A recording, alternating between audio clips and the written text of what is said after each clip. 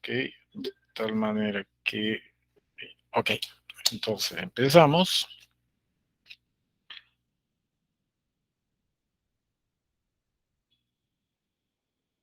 Y vamos a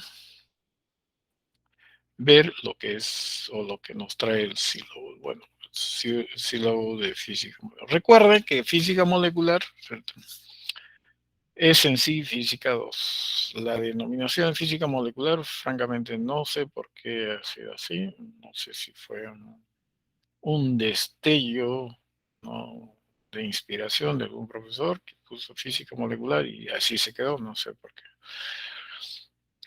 Tal es así que prerequisito es física 1, entonces supone que física molecular debería ser física 2.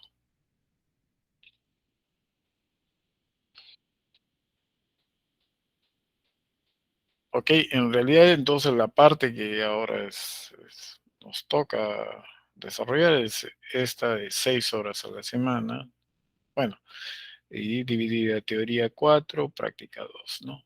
Eso es básicamente lo que corresponde a este curso.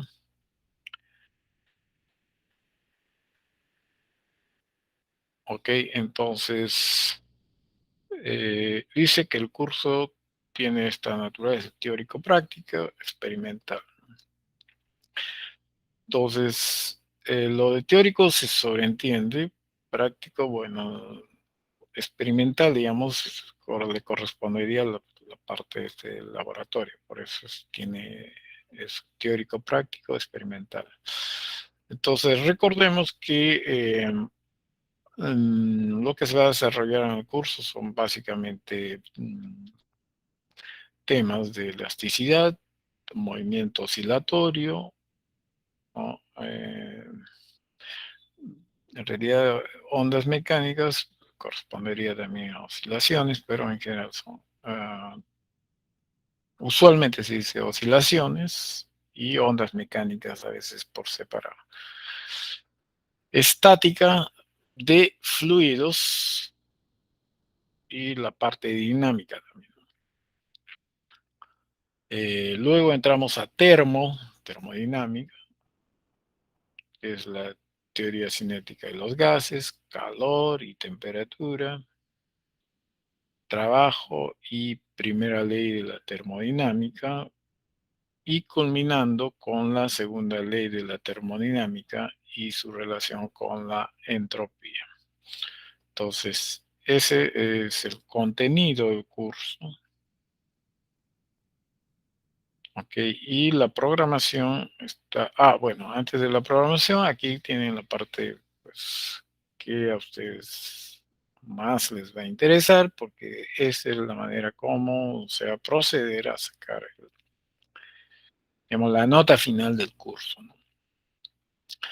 Prácticas calificadas, va a tener un peso de 0.3, el laboratorio 0.3, o sea, ahí va a 0.6, examen parcial 0.2 y examen final 0.2. Por favor, observen bien los pesos. Ok, recordemos que acá no se le da el peso respectivo, digamos, al examen parcial y al examen final, debido a que parte del porcentaje que deberíamos utilizarlo para tal va hacia el laboratorio. O sea, digamos que eso no depende del curso de teoría, sino ya del laboratorio, el que tenga 0.3 de peso. Entonces, digamos, ese 0.3 del laboratorio ya es una cuestión de la escuela, ¿no? Prácticamente en los 4 últimos ciclos que yo dicté, prácticamente es una imposición, porque yo no lo tenía en cuenta, o si lo tenía en cuenta era 0.2 nada más, pero me dijeron que tenía que ser 0.3 porque es casi como un curso, ¿no?, el laboratorio. Entonces, El de prácticas calificadas, eso sí, yo lo puse 0.3 porque digamos que es la evaluación que más me acerca a ustedes, digamos así, a diferencia de un examen parcial o final. Entonces, es importante entonces que observen los pesos que se les da entonces a cada rubro de evaluación. Recordemos, entonces, promedio de las prácticas calificadas, 0.3, promedio, entonces, digo, el peso que entre 0.3, 30%, el laboratorio, 30%, examen parcial y examen final, respectivamente, 20 y 20, y ahí tenemos 100%.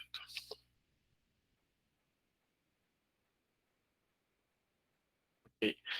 Eh, El examen sustitutorio, recuerden, el examen sustitutorio reemplaza la nota más baja entre el examen parcial y el examen final.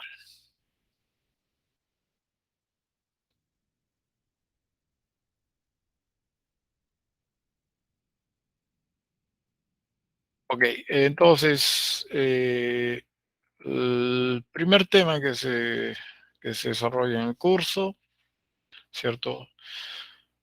Corresponde entonces a todo lo que es sólidos cristalinos, básicamente, eh, sus propiedades físicas y mecánicas, bueno, así se ve, elasticidad, vamos a ver lo que es esfuerzo y deformación, la ley de Hooke, ¿no? Y lo que es la deformación volumétrica y de cizallamiento, corte. Esa sería la primera semana. La segunda, que es más extensa, es referente al movimiento periódico, o sea, las oscilaciones. Y este es uno de los temas, digamos, más sensibles para nosotros, porque son temas que ustedes lo van a volver a ver recurrentemente en sus cursos de especialidad. Como modelo es muy importante eh, para ver muchos fenómenos físicos, teniendo en cuenta este modelo de las oscilaciones, ¿no? Y de esas oscilaciones vamos a ver, pues, el movimiento armónico simple, el amortiguado, y que también es importante. Y por último, lo que es las oscilaciones forzadas. A ese nivel nos tocaría la primera práctica calificada, o sea, aproximadamente la tercera semana. Luego entramos al capítulo de ondas, que cuarta y quinta semana. Sexta semana, vamos a ver estática de fluidos. Y después del cual creo que viene el examen parcial, si es que no estoy equivocado. Ahí. En la octava semana sería la segunda parte de fluidos, que es la dinámica de fluidos, de Bernoulli, básicamente. Y a partir de la novena entramos a lo que es termo. Empezaremos con calorimetrías, si mal no me equivoco. Sí, concepto de temperatura, equilibrio térmico y todo eso.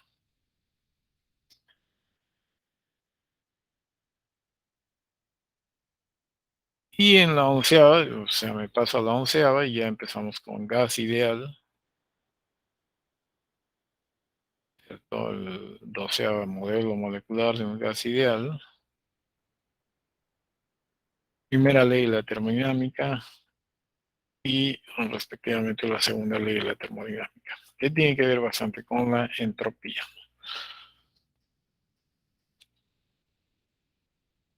Finalmente, en la 16ª y 17ª, el examen final y el examen sustitutorio, respectivamente.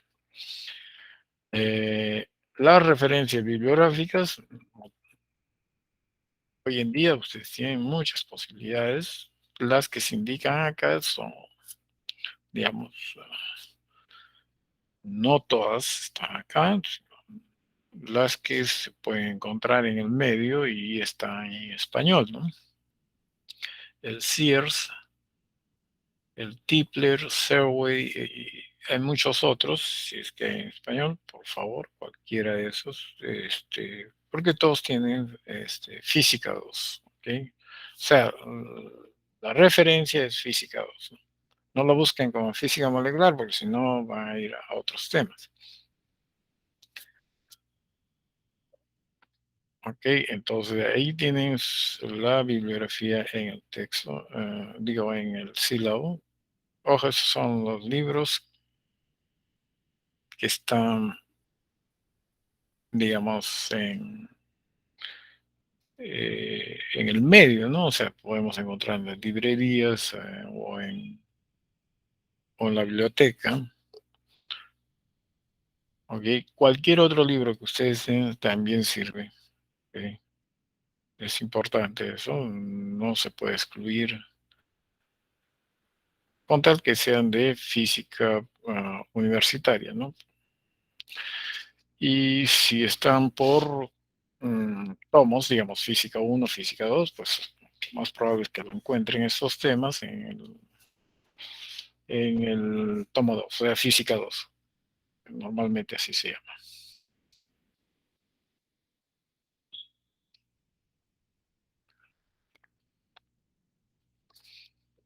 Respecto al sílabo, si hubiese alguna duda, de repente inquietud, porque a veces uno no sabe, lo dice nomás y de repente hay alguna información que no está clara, pues ustedes pueden ahora preguntarme.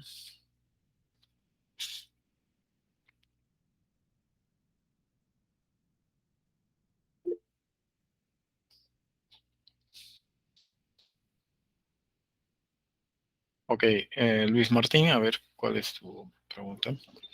Sí, profesor. Quisiera consultar, o no sé si lo habrá mencionado, los días de qué día o qué semana van a ser las prácticas calificadas. Y, Eh, Normalmente, o sea, por ejemplo, es la tercera semana. Entonces, la tercera semana, como ustedes tienen lunes, miércoles, viernes, que usualmente yo les pregunto cuándo quieren dar, el lunes, el miércoles o el viernes. Entonces, los estudiantes, por lo general, salvo que haya una fecha en especial, ¿no? Un feriado de repente el viernes, entonces el miércoles lo tomamos. Normalmente se toman los viernes, porque, no sé, más fácil. Ahora, si ustedes por alguna razón quieren el miércoles, simplemente es ponernos de acuerdo. O sea, la semana sí está clara, es la tercera semana. Ahora, ¿qué día de la tercera semana? O sea, si es lunes, miércoles o viernes, es a libre elección de ustedes, ¿no? Ustedes me dicen, profe, el miércoles mejor, o el viernes, o el lunes. Bueno, pocos se atreven el lunes, pero básicamente eso ustedes lo pueden decidir, ¿no? O sea, claro, obviamente les pregunto al final de la segunda semana si es el día viernes o miércoles, eso va a depender de ustedes.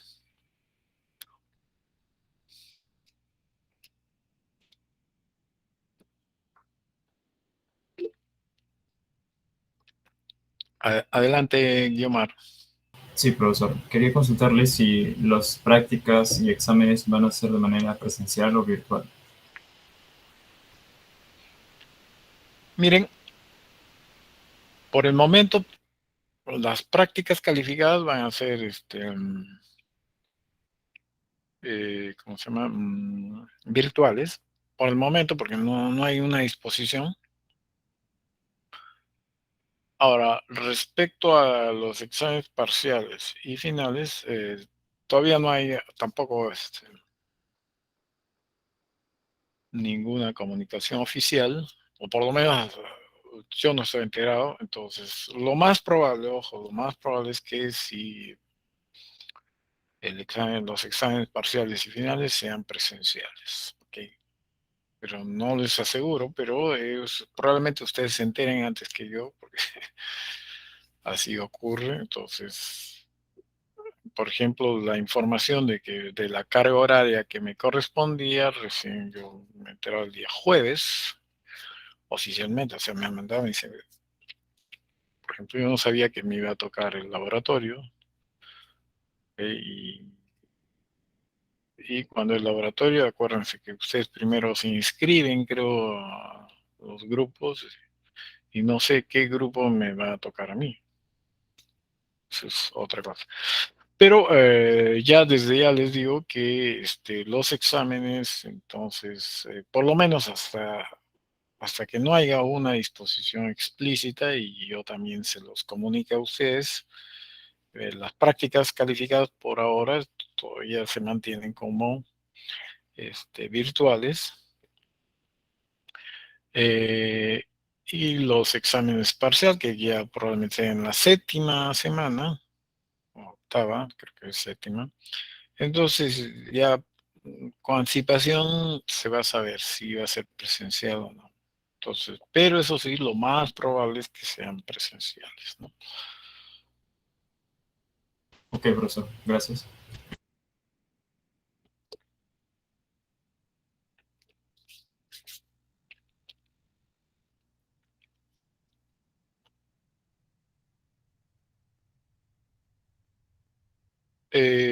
Su compañero Franklin pregunta por qué no volvemos a la presencialidad.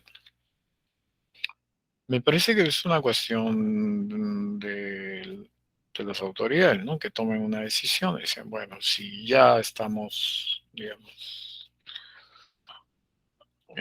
fuera de peligro de que este, se desarrolle otra ola, digamos, otro pico de la epidemia esta,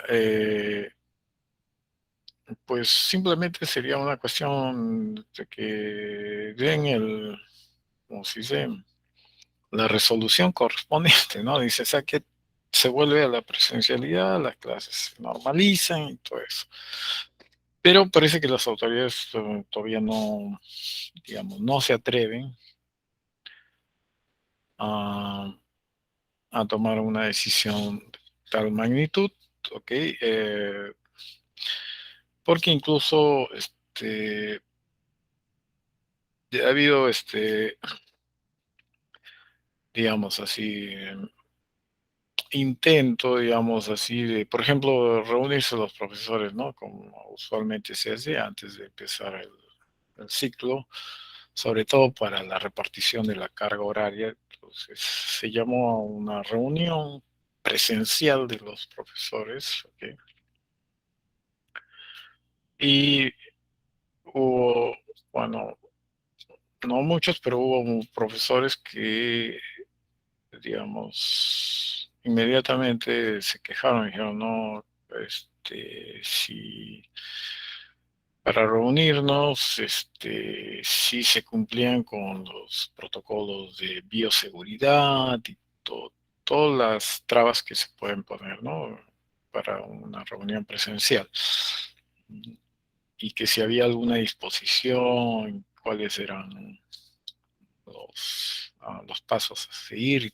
O sea, se puso un mundo de trabas y los profesores simplemente no querían ir a la reunión presencial porque supuestamente se ponía en peligro su integridad física, o sea, su salud, pues, cosas de ese estilo. Entonces, obviamente, si en este caso fue el departamento de física el que había convocado una reunión presencial, digamos que esos argumentos hicieron, bueno, de que esta reunión prácticamente no se lleve a cabo, o sea, una reunión presencial con todos los profesores, eh, debido a eso, ¿no? O sea, ¿por qué? Porque no existe una disposición, digamos, de la autoridad competente, en este caso de la rectora, que nos diga, bueno, todos vuelven a la presencialidad. Ahora, ¿qué cosa, qué reglas hay que seguir y todo eso?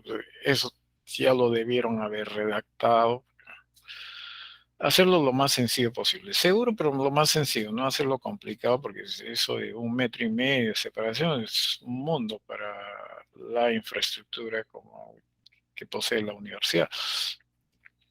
En algunos salones es posible eso, ¿cierto? Pero no todos los salones cuentan, pues, digamos, con suficiente área como para poner ese tipo de disposición y que tengan la ventilación correspondiente. Espero yo que durante estos 2 años por lo menos se hayan implementado eh,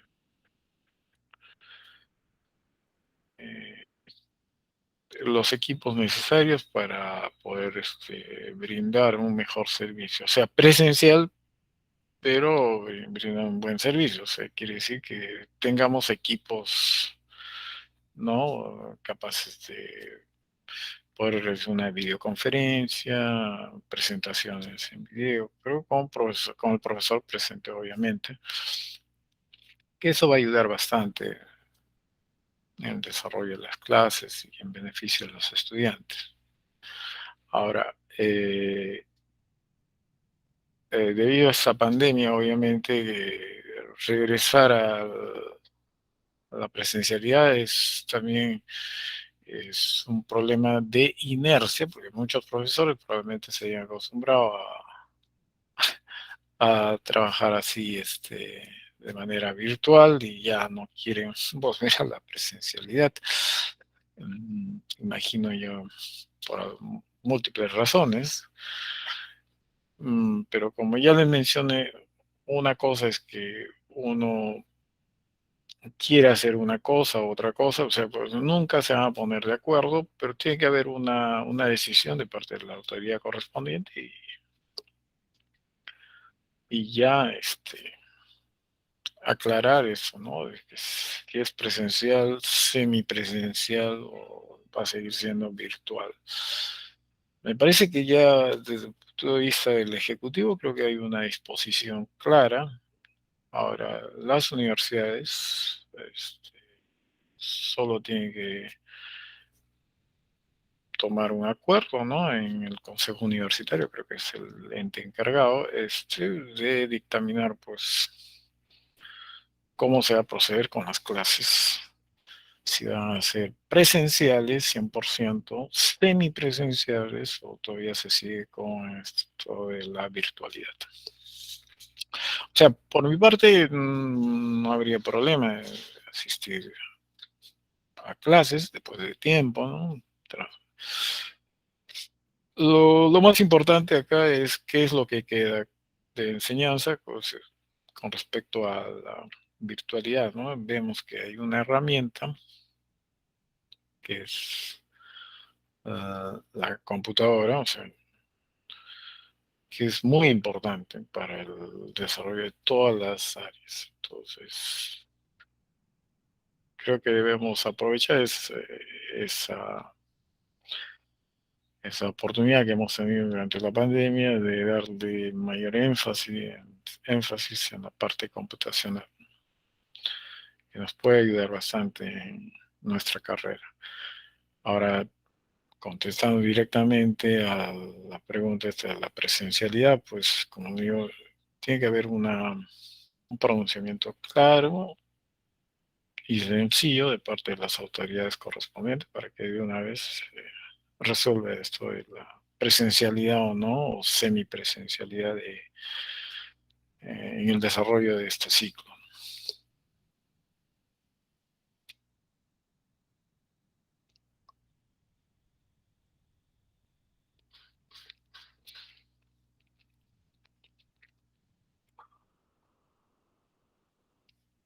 Ok, entonces ya hemos contestado. Las prácticas por ahora son virtuales.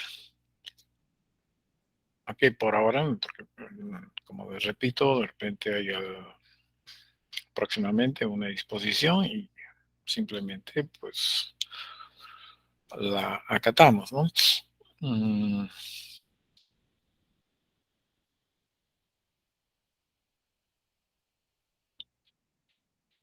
El laboratorio también por el momento va a ser virtual. Ok, ¿qué más? Creo que es...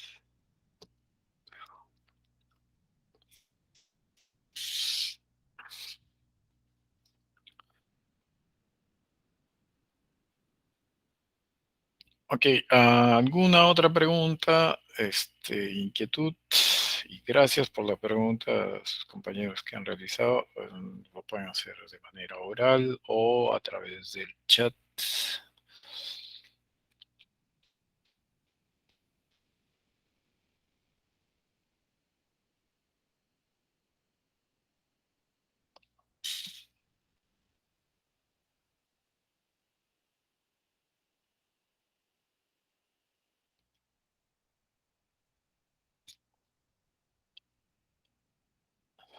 Ok, entonces, vamos a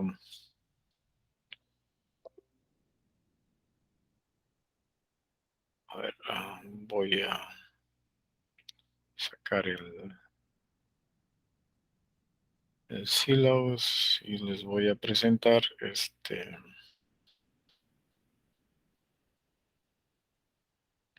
el tema correspondiente al día de hoy.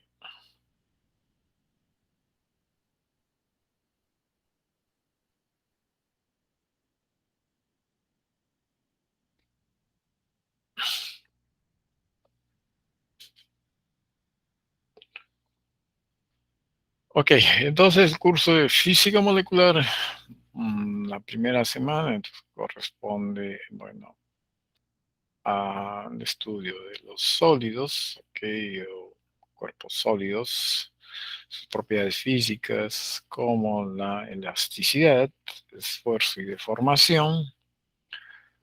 Ok, entonces, recordemos que en física 1 probablemente ustedes se acuerden que está dividido en dos partes, ¿ok? O de repente ustedes lo ven de otra manera, pero básicamente se puede dividir en dos partes. Cuando ustedes ven un sistema visto desde la perspectiva de un punto material. ¿Okay? Eso es lo primero que aprendemos en el curso de física, ¿cierto? Cuando ustedes resuelven un problema y les mencionan que un automóvil se mueve, ¿okay? Ustedes cuando resuelven ese problema, ya sea de cinemático o dinámico, por ejemplo, en caso de que les pidan trabajo o energía, entonces ustedes tratan al automóvil no como una estructura sólida con sus partes, sino ustedes lo ven como si fuese un punto material. Incluso, por ejemplo, si ven un problema clásico, un plano inclinado, un cuerpo resbala y tal, y le dibujan ahí un cuadradito, o sea, suponiendo que es un bloque de masa M. Entonces, ustedes observan ese sistema como si fuese un punto material. Okay, tiene masa, pero digamos, su forma, eso no interesa. Entonces nosotros lo vemos como si fuese un punto material. En la segunda parte ya no ven un punto material, sino ya empiezan a ver un sólido, porque ustedes tienen que ver conceptos como torque, ¿cierto? En el cual ustedes, pues, básicamente necesitan, por ejemplo, determinar el momento de inercia del cuerpo para poder aplicar la segunda ley de Newton, ¿no? O sea, torque resultante o torque neto es igual a masa por masa por aceleración ya no se puede decir, ¿no? ¿Cierto? En lugar de masa, ustedes tienen que poner su momento de inercia, y en lugar de aceleración así a secas, nosotros tenemos que especificar la aceleración angular, que tiene relación con la aceleración de traslación, sí la hay, pero en la segunda ley de Newton, entonces, para un sólido, en este caso, pues se describe a través del momento de inercia, en lugar de masa, momento de inercia. Entonces, ahí es importante las dimensiones del cuerpo. Y respecto de qué punto estamos hablando del torque, ¿cierto? El torque resultante. Y igual el momento de inercia contempla también las mismas disposiciones, ¿no? Respecto de qué punto, ¿cierto? Del mismo cuerpo estamos tomando en cuenta su momento de inercia, por ejemplo. Entonces, en física 1 lo que hacemos entonces es modelar los cuerpos como si fuesen partículas. ¿Ok? Como si fuesen partículas. Y recordemos incluso cuando un cuerpo que es modelado como si fuese una partícula y este cuerpo se encuentra en equilibrio, ¿cierto? Entonces podemos conseguir encontrar una restricción, ¿cierto? El cual se traduce en que las fuerzas o todas las fuerzas que actúan, ¿cierto? Digamos, vectorialmente la suma me da un vector nulo. Pero ojo, si nosotros en lugar de ver partículas puntuales, vemos cuerpos, entonces vamos a tener la dificultad es que las fuerzas que actúan sobre un determinado cuerpo, estas actúan en diferentes puntos de este cuerpo que es extenso, ya no puntual, sino extenso. Y entonces ahí, por ejemplo, para satisfacer la condición de equilibrio, entonces debemos tomar en cuenta entonces la estructura extensiva de los cuerpos. Y sobre todo cuando hay fenómenos donde hay giro, ¿cierto? Entonces los torques ahí aparecen.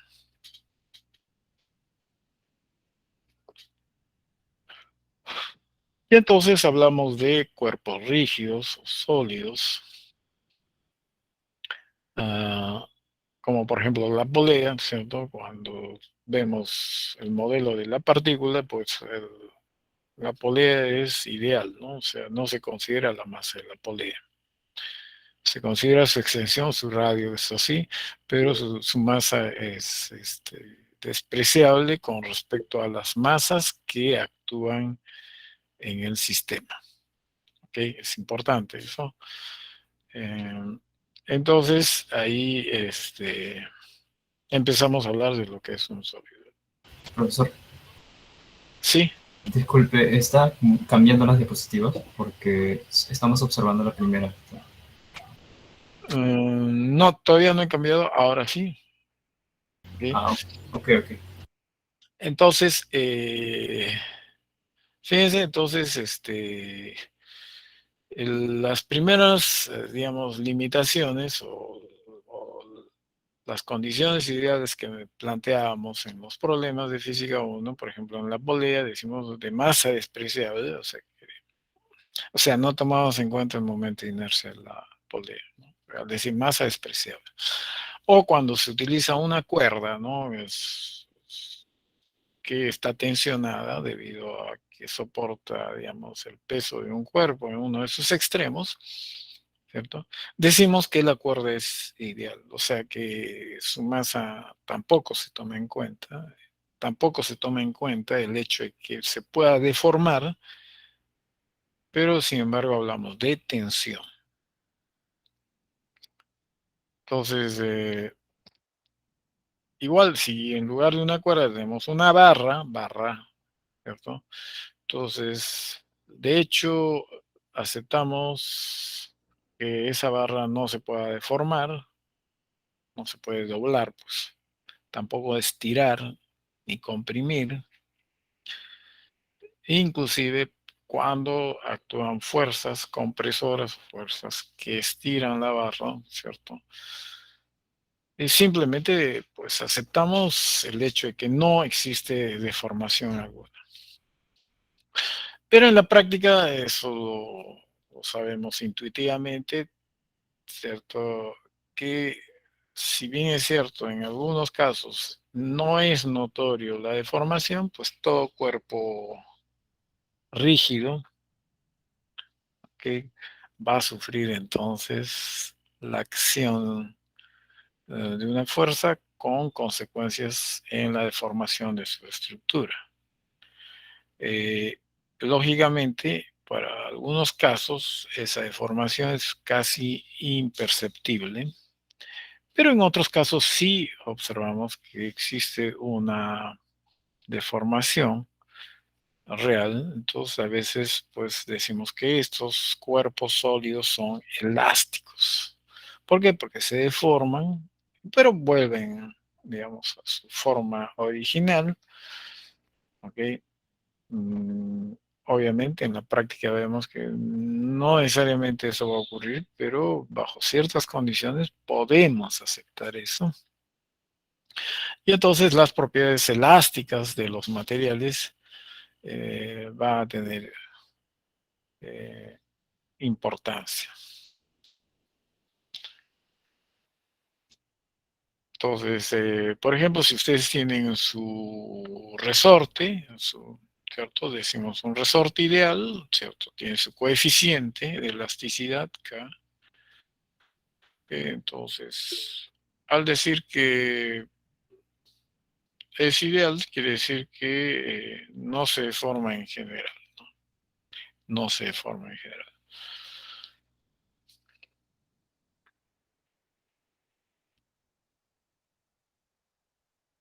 Ok. Sí tenemos entonces un cuerpo sólido, como el que están observando, un cubo, ¿cierto? Y ustedes lo sumergen 10 metros en el mar. Ese cuerpo va a sufrir la presión de todas partes, ¿cierto? Y esas fuerzas van a tender a qué? A deformar. Entonces, en este primer tema vamos a ver entonces los conceptos de esfuerzo, deformación y módulo de elasticidad, que a veces desemboca en un principio conocido como la ley de Hooke. Eh, La ley de Hooke no es más que una manera de anticiparse, ¿cierto?, a las deformaciones. O sea, saber que si se le aplica una fuerza determinada sobre un determinado cuerpo, esperamos que éste se deforme. Como justamente la ley de Hooke, la que me va a indicar.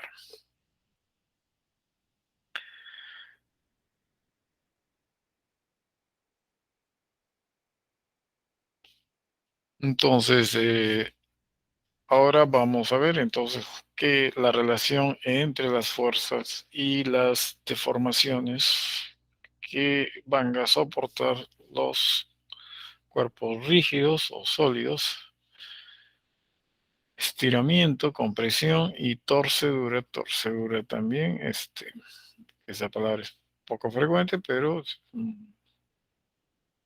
también estamos habituados a ejercicio no, hechos fáticos, ¿cierto? Donde ocurre este fenómeno de torcedura.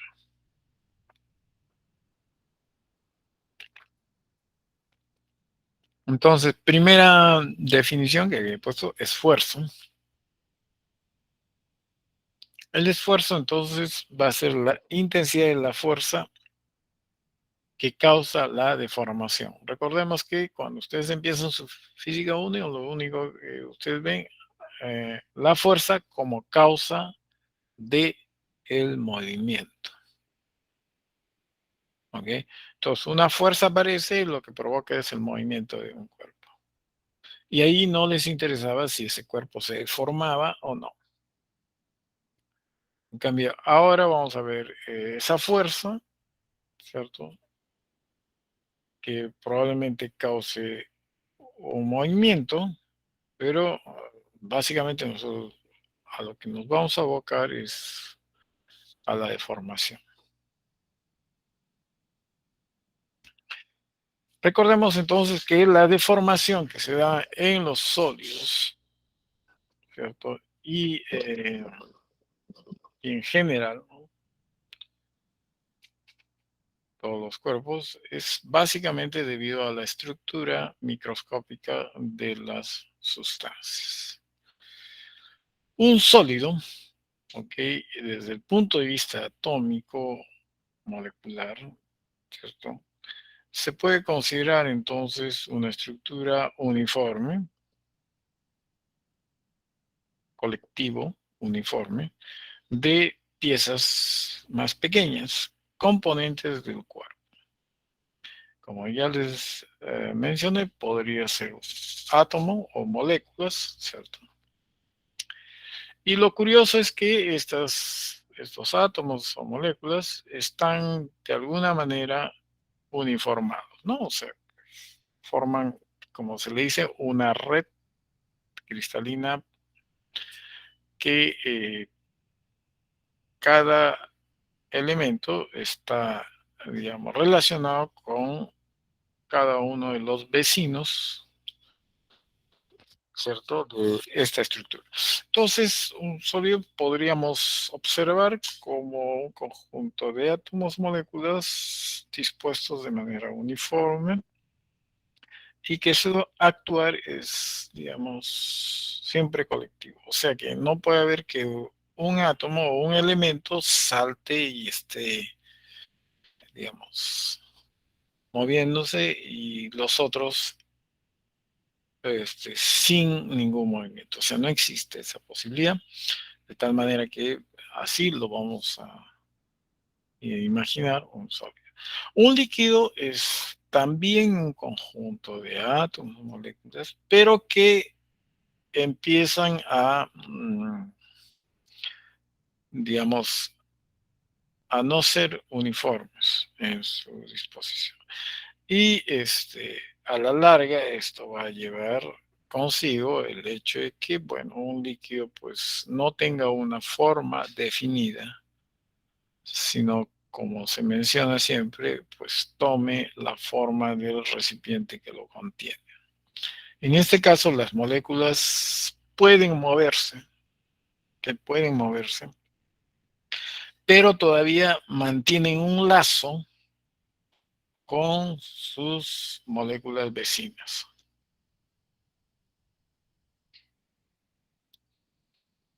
Por el contrario, un gas, las moléculas, los átomos, digamos así, tienen la libertad de moverse. ¿Ok? Entonces, eh, a pesar de que, ojo, uno puede imaginarse, bueno, ¿cómo así se pueden mover libremente? Si el gas, pues no ha desaparecido porque está en este recipiente, el volumen sigue siendo el mismo, ¿ok? Pues resulta que las moléculas acá de un gas se pueden considerar libres, ojo, con respecto a que, por eso en física es muy importante, ¿no? De mencionar una magnitud, por ejemplo, decir, la distancia es muy grande, dice, la distancia aquí es muy grande hasta este lugar. Mientras ustedes no especifiquen con respecto a qué, o sea, esa afirmación no tiene sentido. ¿Ok? Entonces, siempre uno se puede preguntar, bueno, si yo tengo un recipiente y el recipiente es finito, o sea, no tiene tamaño indefinido, es finito, y dentro de él hay un gas y las moléculas se están moviendo, ¿cómo puedo afirmar que las moléculas son libres de moverse, ¿no? O por lo menos considerarle como si estuviesen libres del todo. Porque en algún momento, yo digo, en algún momento se va a topar con las paredes del recipiente o van a colisionar con otras partículas. Entonces, la libertad acá, ¿ok? Se considera, ¿cierto? Del hecho de comparar eh,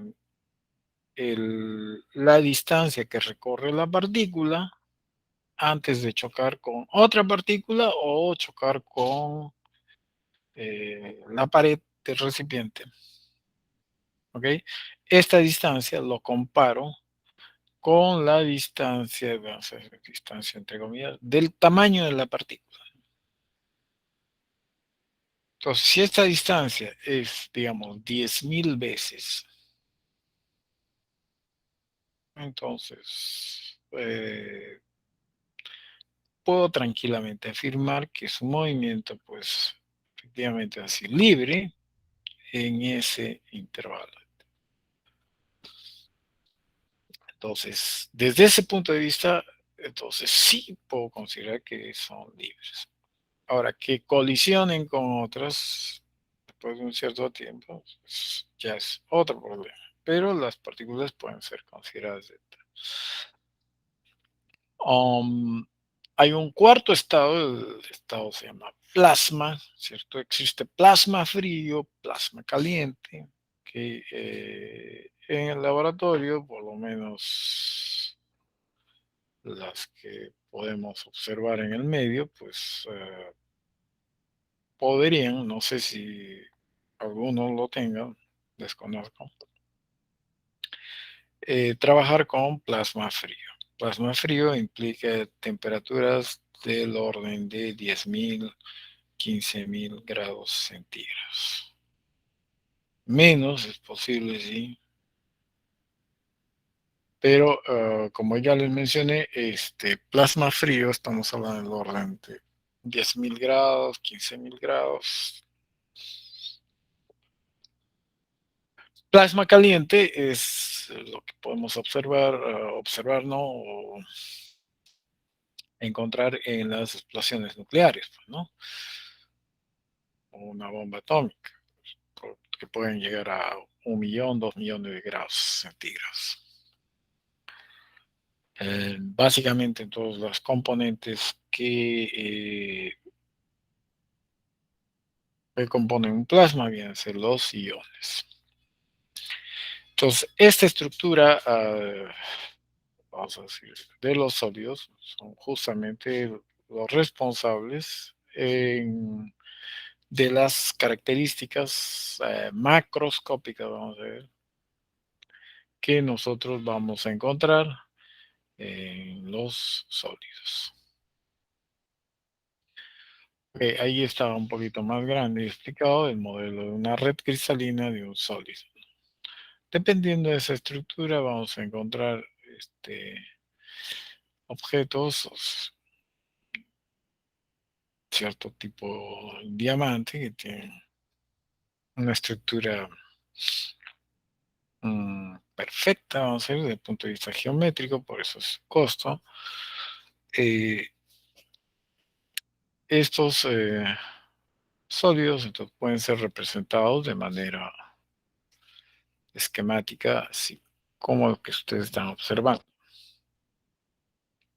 Pueden ser compuestos de un solo elemento o de dos o más elementos.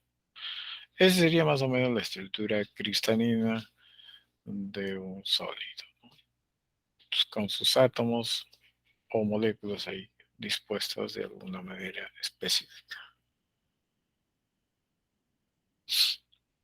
La deformación, entonces, ¿cómo lo podemos entender? ¿Por qué deformación de los sólidos? ¿No? Recordemos que si ustedes se acuerdan en los problemas de física 1, cuando ustedes tenían un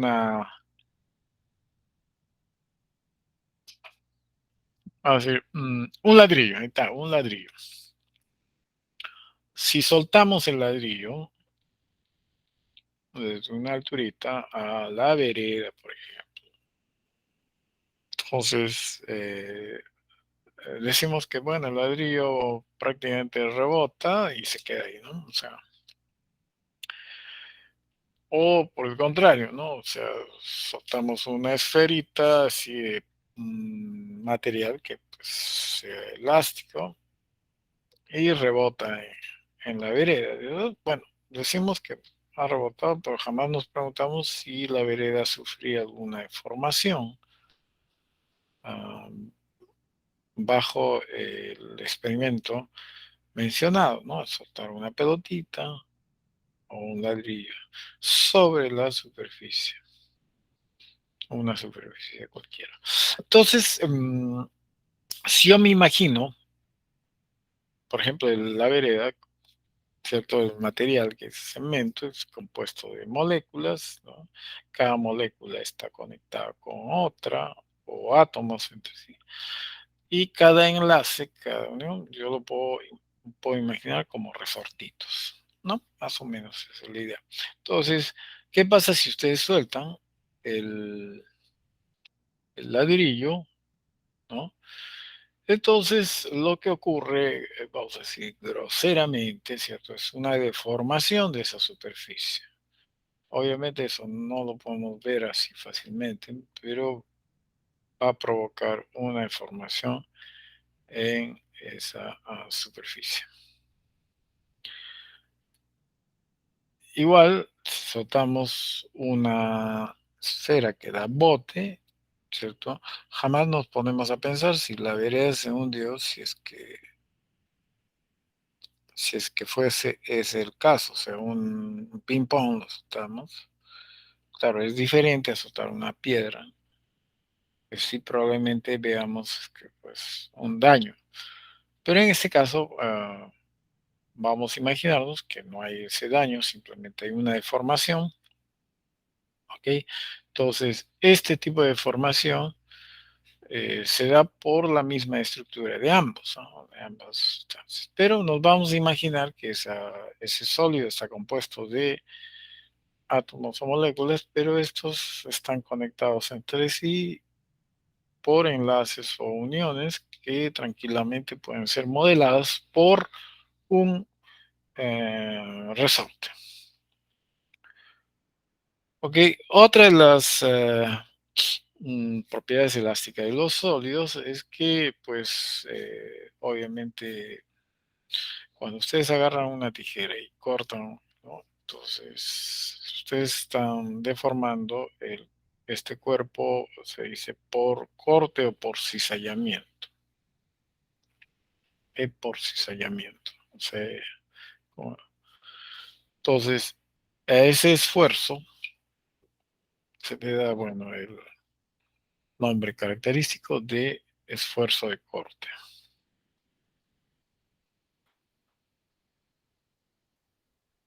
Este otro ejemplo, el del puente, ¿cierto? Todo el mundo conoce, eh, se llama esfuerzo de tensión, y el caso cuando una persona, por ejemplo, se sumerge dentro del mar, ¿ok? Tendríamos el esfuerzo volumétrico. Eso quiere decir que las fuerzas en las profundidades obviamente actúan de la misma manera en todas las direcciones. Entonces, el esfuerzo y la deformación, ¿cierto? Va a tener, digamos, un nexo entre ellos, esfuerzo y deformación. Y lo vamos a definir como el módulo de elasticidad. Ok. Esfuerzo entre deformación, entonces, implica una característica, que es el módulo de elasticidad. Esfuerzo y deformación, ojo, debido a la tensión y debido a la compresión. Ahí tenemos un modelo entonces de un cuerpo en el cual sufre la acción de una fuerza.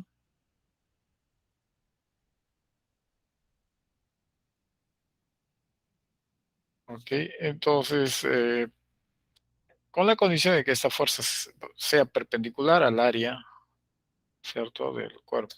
Ahí en la figura, la que ustedes pueden observar. Si ustedes aplican entonces esa fuerza perpendicular a las áreas, entonces lo que van a provocar es una deformación de ese cuerpo. Para realizar esa deformación implica un esfuerzo. ¿Ok? Entonces, esfuerzo por tensión lo vamos a definir como el área aplicada, ¿cierto? El área perpendicular, o sea, quiere decir que puede haber una fuerza y esa fuerza no necesariamente ser perpendicular al área, ¿cierto? Pero lo que vamos a tomar en cuenta es la proyección, ¿no?, de esa fuerza, formando un ángulo de 90 con respecto a la superficie de ese cuerpo. Entonces, esfuerzo por tensión o esfuerzo de tensión va a ser entonces la fuerza entre el área.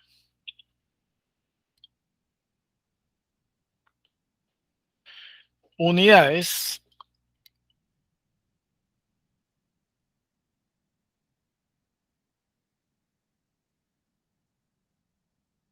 El pascal, ok, recordemos un pascal, que básicamente es newtons, ¿cierto? Newtons, que es fuerza, dividido entre área.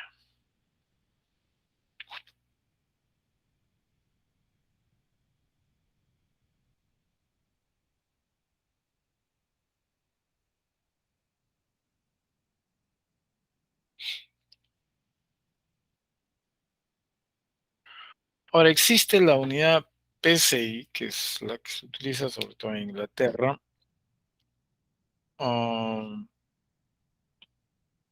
y tiene su equivalencia, ¿cierto?, en pascales, 6.895 pascales. O lo que es al revés, un pascal es 1.45 por 10 a la menos 4 PSI.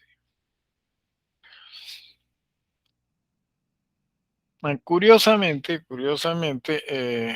no sé si ustedes se han fijado en esa herramienta que sirve para medir la presión de las llantas de un carro. ¿En qué unidades viene la presión?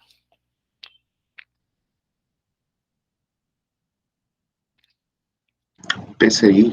PSI, pero nosotros no, bueno, PSI no manejamos, pero lastimosamente viene así en PSI. Bueno, ya los mecánicos, o sea, los carreras,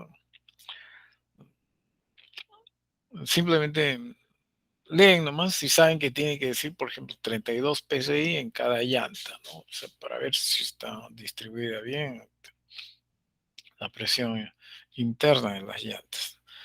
Entonces, o sea, a ellos no les interesa la unidad, simplemente dice 32. ¿Qué cosa? PSI. ¿Qué es PSI? Bueno, no se los voy a explicar, pero sí saben que tienen que tener un valor determinado. Es simplemente por el hecho de que nosotros no somos los que fabricamos los aparatitos, entonces nos viene eso. Ok, entonces, importante eso. Ahora, si en lugar de, bueno, acá está, mira, las fuerzas están saliendo, ¿cierto?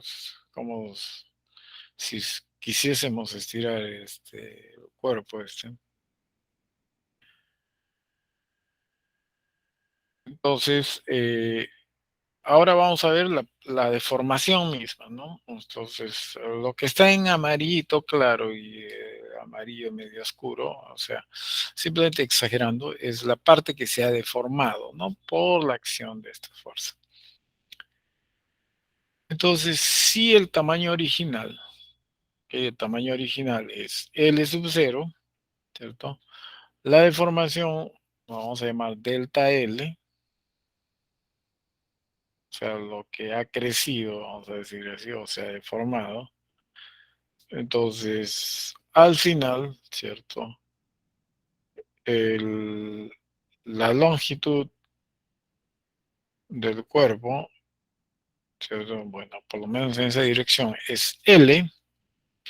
L va a ser igual a L sub 0 más delta 0. Teniendo en cuenta el área del cuerpo, entonces vamos a definir deformación, ojo, deformación por tensión como L menos L sub 0, que es delta L, entre L sub 0. Esa sería la deformación por tensión. ¿Ok? Deformación por tensión.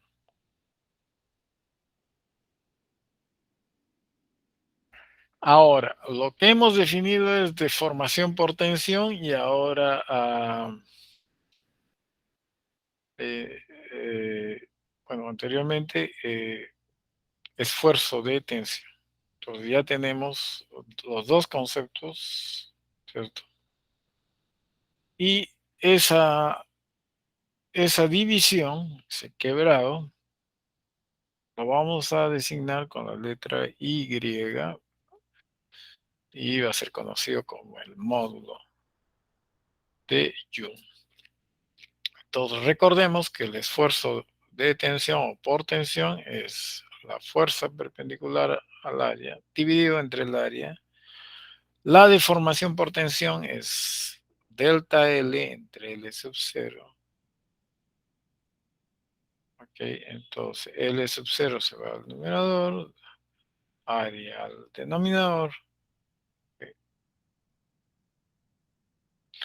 Y esta tasa, vamos a decir así, esta división, es conocido como el módulo de Young. Entonces, cada vez que ustedes quieran caracterizar un nuevo material que ustedes están desarrollando, entonces una de las primeras cosas que les van a pedir, por ejemplo, si ustedes quieren industrializar y todo eso, es conocer el módulo de Young. Ok, acá tenemos una tablita para los valores representativos para los módulos de Young o módulos elásticos también.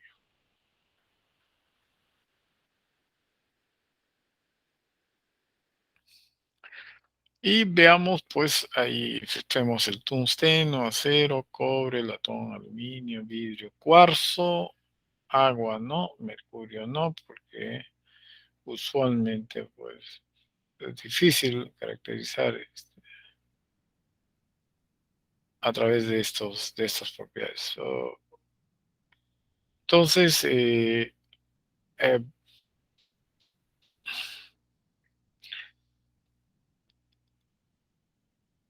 recuerden que los números acá son escritos tradicionalmente. O sea, quiere decir que no estamos escribiendo con con el cuidado debido, ¿cierto? Cada vez que nos dan una cantidad enorme o una cantidad muy pequeña. Entonces es importante que ustedes sepan escribir con las cifras significativas correspondientes, ¿no? A sus instrumentos de medición o a la precisión con la que ustedes quieren responder. Ahora, la notación científica, que es algo que se les va a pedir a ustedes que observen, ¿cierto? Acá no se cumple, excepto en un caso, el del vidrio, ¿cierto? Se utiliza digamos, la notación de manera tradicional, o sea, tal como fue escrita la primera vez y se conserva. Pero en realidad esto de acá no podría escribir 35 por 10 a la 10, jamás, ¿no? O sea, la notación científica implica que eso sea 3,5 por 10 a la 11. Pero tradicionalmente, ya en los textos, se escribe así, 35 por 10 a la 10, ¿ok?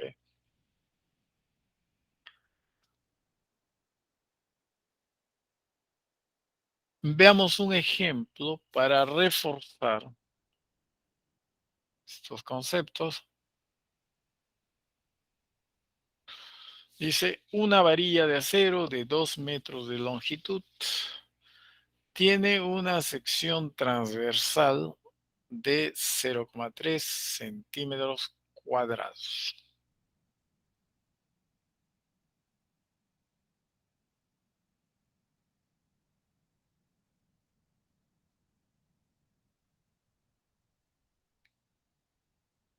A ver,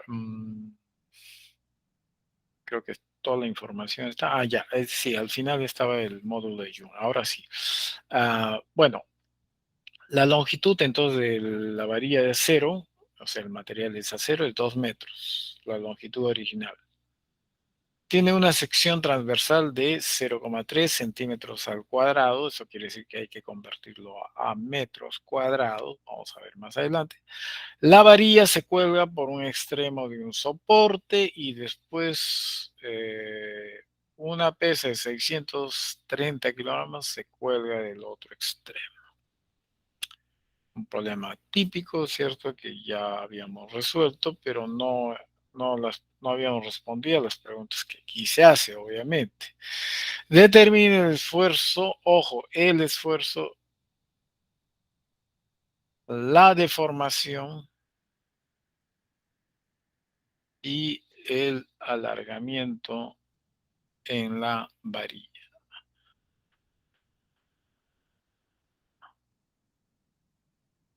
Recuerden que en la definición, ¿cierto?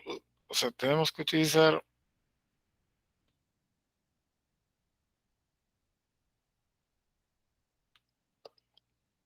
esta forma. ¿Ok? Entonces, para poder resolver este problema es tácito que el módulo de Young tiene que ser dato.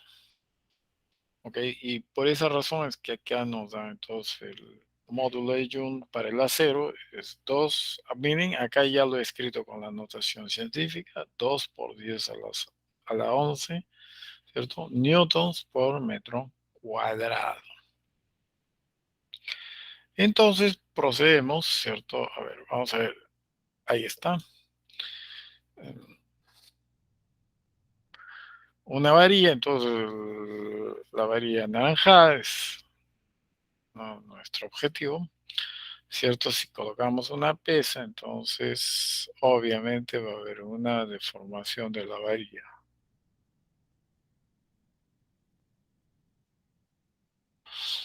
Ok, perfecto. Entonces,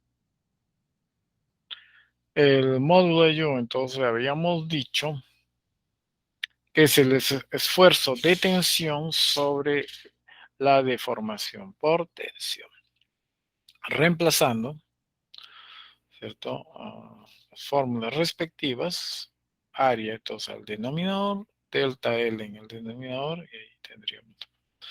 Ahora nos faltaría determinar el valor de F perpendicular, o sea, la fuerza. L sub 0 es dato. Área es dato.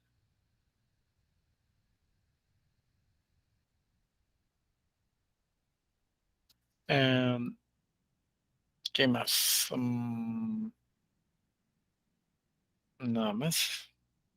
Ok, recordemos que la pregunta es determinar el esfuerzo, 1, la deformación y el alargamiento. Ok, vamos a ver cómo se resuelve. Primero sabemos que obviamente aquí si hacemos nuestro DSL, el cuerpo que está colgando, ahí tendríamos ¿Qué cosa? Peso, tensión, ¿ok? Pero si nos concentramos en la varilla de color naranja, ¿cierto? Y desde el centro de masa, bueno, de la varilla misma, vamos a decir así, trazamos entonces el vector de color negro, la flechita negra, para indicar pues la tensión.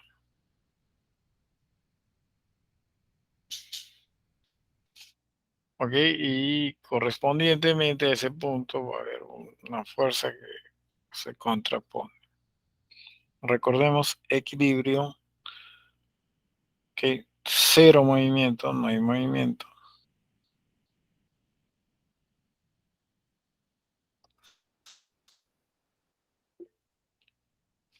Ok, entonces, la fuerza, digamos, perpendicular, así como ustedes, vendría a ser el peso. A va a ser el área de la sección transversal, que es dato, ok, que es dato.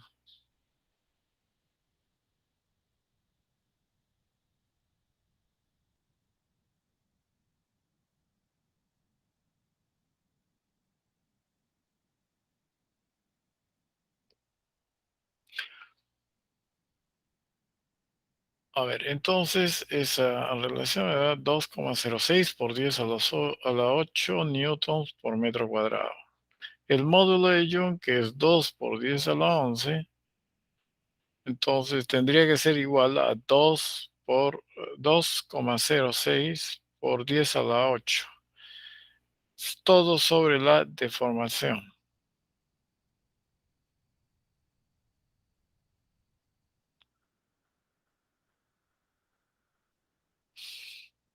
Ok, delta L entre L sub 0, L sub 0 es dato. Ok, ese 2,06 que acabamos de hallar por 10 a la menos 3. Bueno, ya una vez simplificado, obviamente.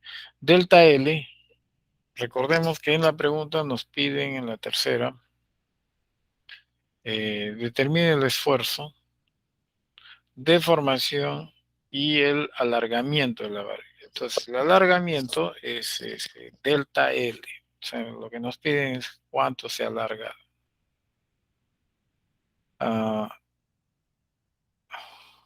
Ok, si bien es cierto, aquí sale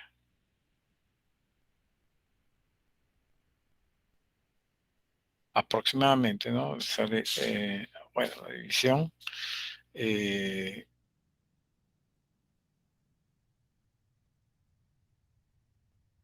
a ver, 10 a la menos 3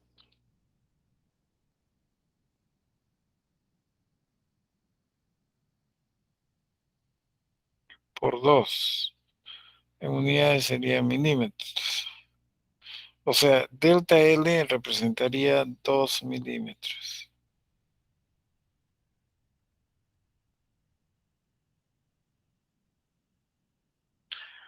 Ok, entonces, acá tenemos entonces, básicamente, aplicación entonces de nuestra fórmula que comprende el módulo de Young es igual al esfuerzo por tensión entre la deformación por tensión. El esfuerzo, recordemos, el esfuerzo es solamente la fuerza entre el área, pero el área, ojo, tiene que estar expresado en metros cuadrados, no en centímetros cuadrados.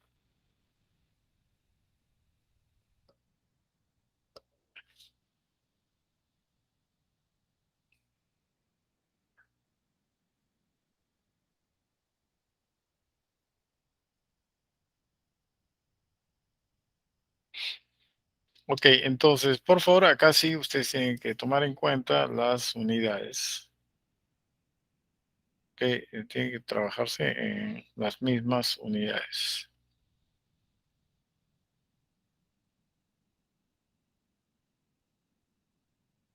Ok, perfecto.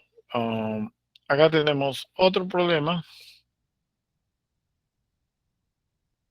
Ok, dice una viga horizontal uniforme de 5 metros. Ahí está la viga, puede ser una viga metálica, por ejemplo. Y un peso de 300 newtons se fija a la pared mediante una conexión de pivote que le permite girar. Su extremo es sostenido por un cable de acero cuya sección transversal es 7,07 centímetros cuadrados, que forma un ángulo de 53 grados con respecto a la horizontal. Básicamente en el gráfico nos están dando esa información. Si una persona que pesa 600 newtons, ojo, que pesa, ya nos está dando el peso mismo, está a 1,5 metros con respecto a la pared. Y nos piden determinar el esfuerzo, la deformación y el alargamiento en el cable. Considere que el módulo de Young para el cable es de 2 por 10 a la 11 newtons sobre metro al cuadrado.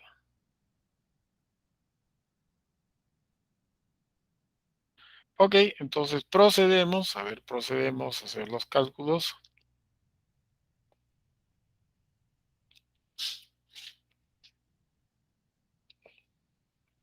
A ver, vamos probando. Resolvamos, por favor, y me dan los resultados.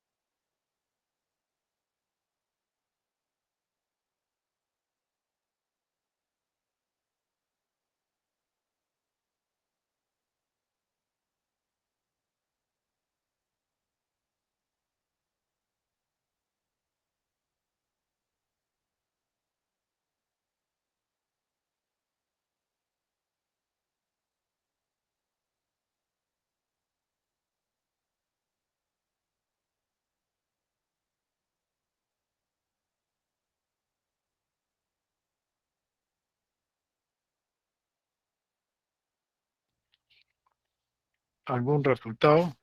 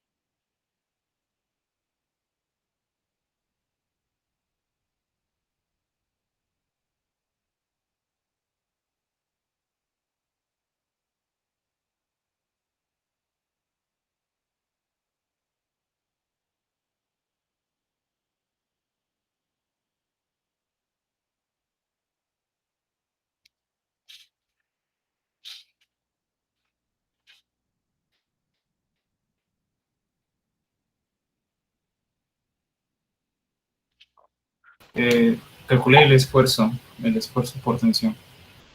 A ver, Guiomar, Paolo. Sí, bueno, calculé 9,547 por esa la quinta pascales. Son tres cifras significativas. A ver, 9,57. 547. Por 54 esa la quinta pascales. pascales. Ok.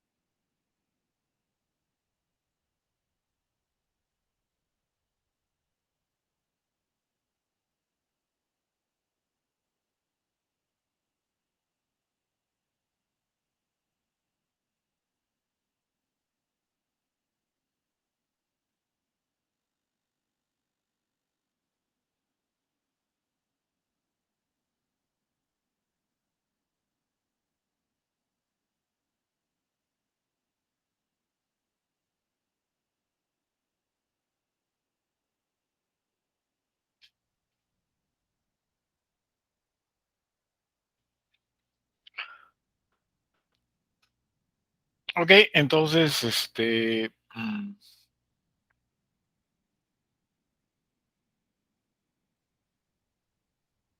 vamos a ver cómo se resuelve. Ok, esa es la barra en cuestión. O sea, aunque ustedes están observando la figurita, ¿cierto?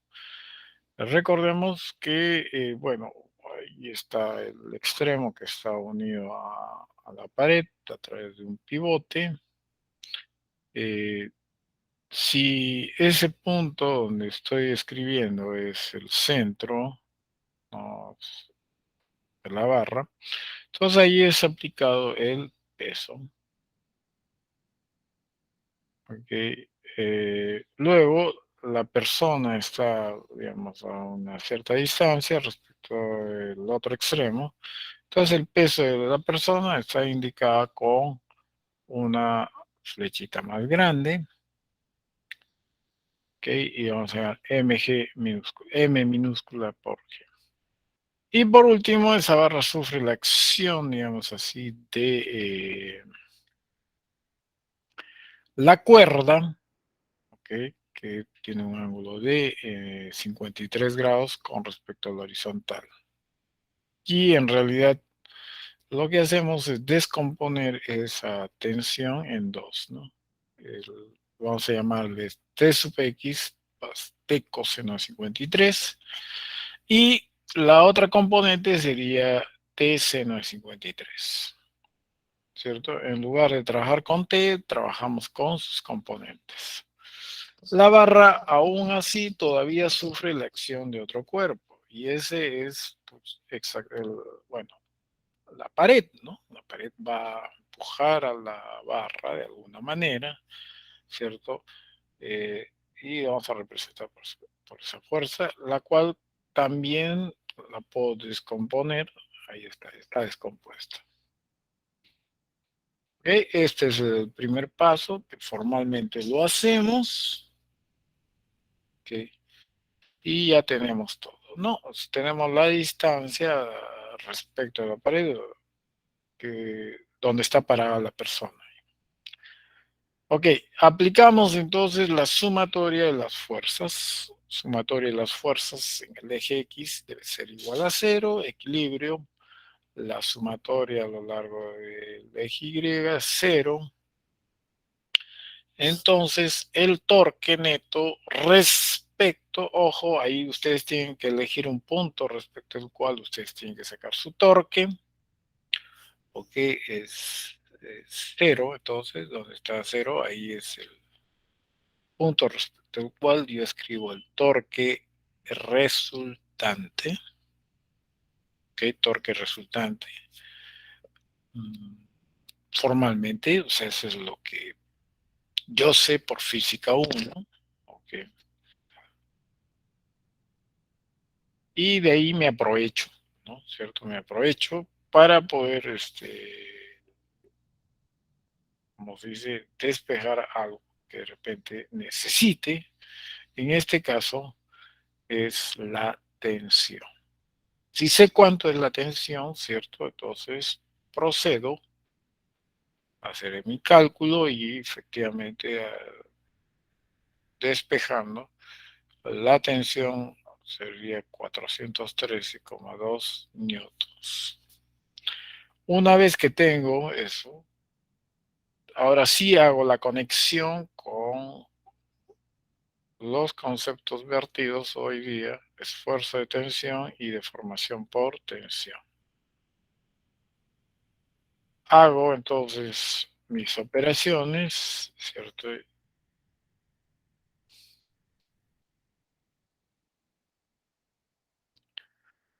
Y reemplazo entonces los valores que me dan como dato con lo obtenido, en este caso la tensión.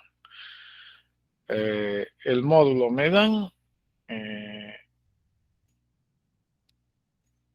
el esfuerzo por tensión, ya lo tengo ahí calculado, 5,84 entre la deformación por tensión.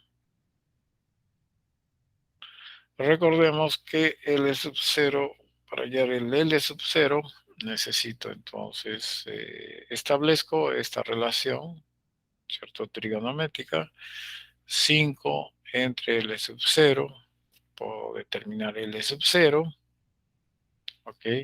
Y ahora sí, la deformación por tensión sería esa pequeña división, delta L entre L sub 0. ¿Ok? No sé si... Ok, hasta ahí nomás. Ok, por favor, esa parte lo terminan. Voy a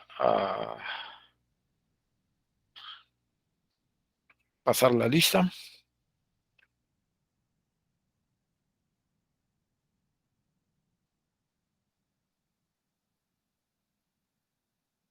Antes que se acabe la hora. A ver.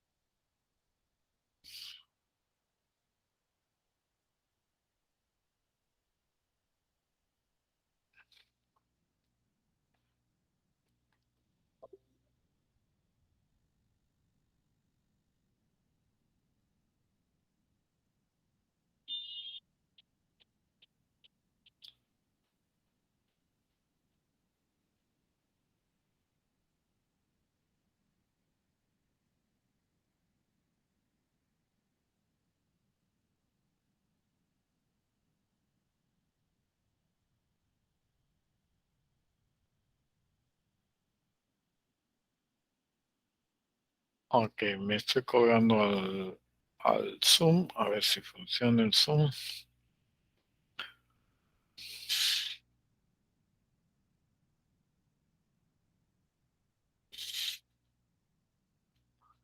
Uy, está demorando el Zoom.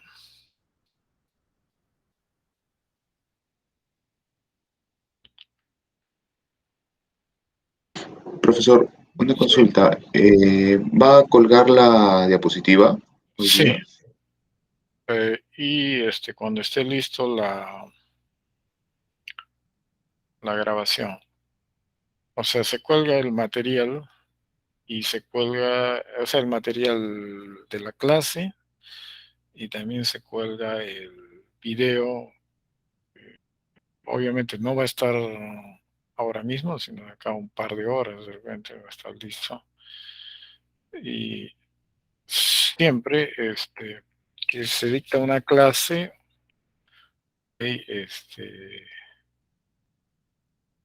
se va a colgar el material que se ha expuesto y el video.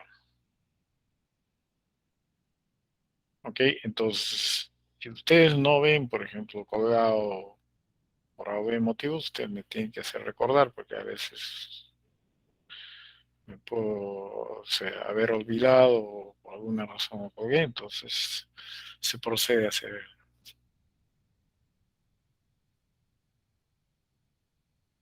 Ok, profesor, gracias. Ok. Ok, ¿sabes qué? Voy a tomar al momento porque el Zoom parece que no.